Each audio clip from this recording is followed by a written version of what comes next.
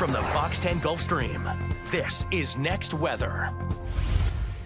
Thanks for joining us here on Next Weather. I'm Chief Meteorologist Jason Smith. Here's what we're tracking around the area. We are expecting to see a very frosty night tonight on a beautiful pattern as we head into tomorrow. So it'll start out cold and it'll end up decent by tomorrow afternoon with highs around 60. Looks like pretty quiet weather this week. The wind picks up some on Thursday and Friday, and then we get rain in here in time for the weekend. This morning's lows temperatures were frosty. Tomorrow morning looks like this. This is what we're seeing in the forecast for tomorrow morning. And you can see the temperatures mid-30s, definitely fair game for frost along the I-10 corridor. North, we'll see a light freeze where we'll have freezing temperatures down around 30 degrees in some of those inland spots. Coastal communities a little closer to 40 degrees. Gulf Shores at 39, Pensacola at 40. So this is the big weather feature of the week. High pressure sitting over the Ohio Valley is going to be unusually strong, 1,040 millibars here.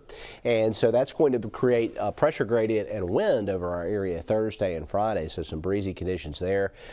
As that ridge backs off a little into the weekend, that will allow a little more moisture return coming up on the edge of the ridge, and that'll feed in and give us an opportunity for some showers on Saturday and Sunday. And it looks like it could be pretty wet around here Saturday night and Sunday with some scattered showers possible. A little bit better chance of rain to our east, or low pressure may set up there. Here's the breakdown. Your forecast tomorrow. Upper level clouds coming in off the Gulf. Temperatures running into the low 60s by the afternoon. Our extended forecast, rain not really expected this week. We could see an isolated shower Friday. Wind picks up some Thursday and Friday, and overnight lows start to creep up into the 40s, but stay on the cool side. Daytime highs pretty close to normal in the lower 60. So as we look at what we're seeing in the forecast, the recent rains that we've been having, that's chipping away at this months-long drought that we've been dealing with. And meteorologist Matt Barentine has more. Matt? It's all good news when it comes to the persistent drought that we had for several months.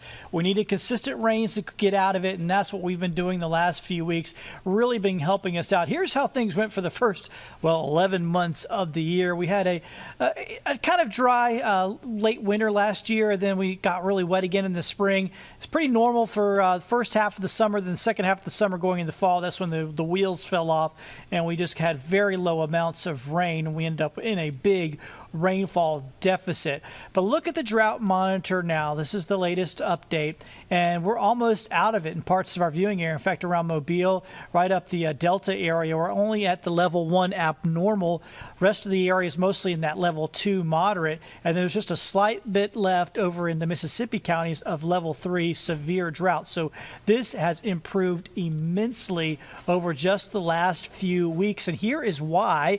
In December, we are now well above normal, about 3 inches or so above normal. Now, we'll never erase that deficit completely of -8 inches before the end of December.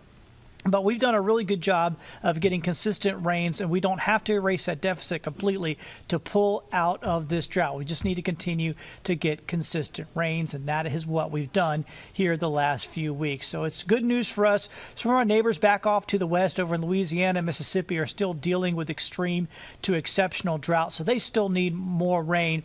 But for us, we're doing a lot better, and things are quickly improving. We just got to keep getting consistent rains, and that'll help pull us out of this drought completely. Next chance of rain will come on the weekend. I'm Fox News meteorologist Matt Barentine. Well, here's what we're seeing. You know, we had the storms around the area this weekend, but some places it was severe weather up into Tennessee.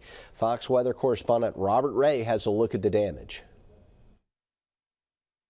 It just sounded like an explosion went off. You could hear stuff flying everywhere. It was crazy. Emergency crews and first responders are out in force in central Tennessee, 2 days after the area was pummeled with at least 13 tornadoes. The damage is catastrophic. Here in Clarksville, hundreds of homes and businesses are damaged or destroyed. And it's a similar story in neighboring towns and cities, with some residents saying they feel lucky to have survived.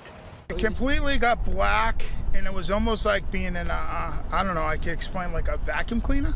Things spinning around, it was loud. But not everyone made it through. The tornadoes caused at least 6 deaths and dozens more were injured. Local officials now working to make sure grieving families have the support they need.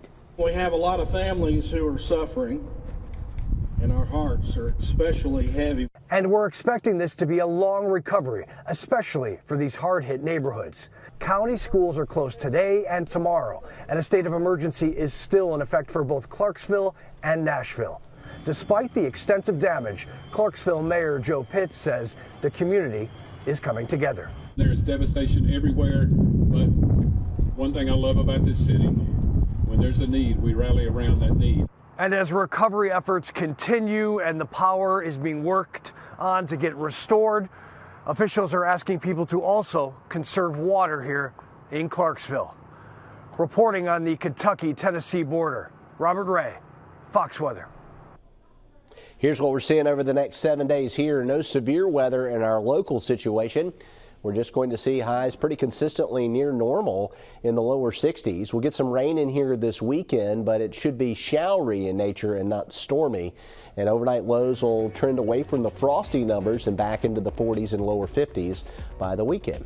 Thanks for joining us here on Next Weather.